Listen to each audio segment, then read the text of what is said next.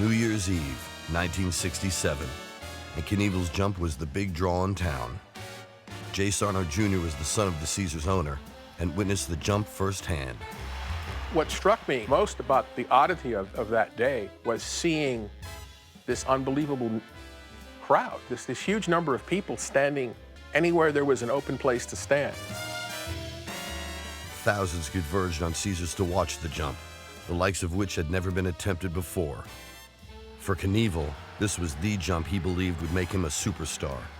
A phenomenal leap over 140 feet, his longest jump yet. Evel Knievel, even at that point, had never figured out like the physics of the whole thing, you know, how fast exactly you had to be going to go how high and the angle. He did it all by the seat of his pants.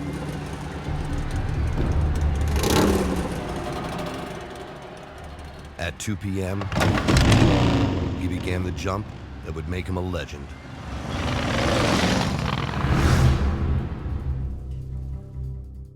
He made that jump.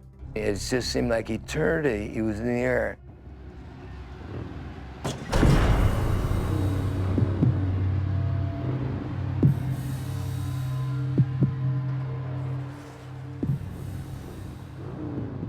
And his body was bouncing and the motorcycle was falling over him. Watching him hit like that and crossing up and flying over like a rag doll, you know, it was traumatic. Knievel is raced to the hospital. And we saw the ambulance come up, and my father grabbed I was 9 at the time, my brother, I believe, was 6, and he grabbed us and said, "We gotta leave, we gotta go to the hospital and see what's happening."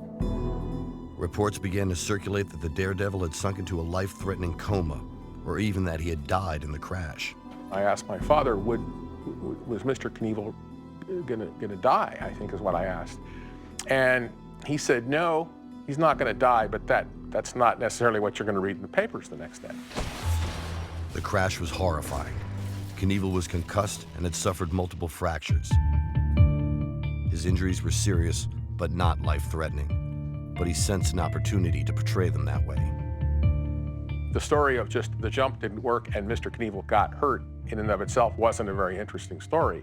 But the story of Bob Knievel almost dying and then, you know, not dying would have been a much better story. And so that was the story they decided to engineer.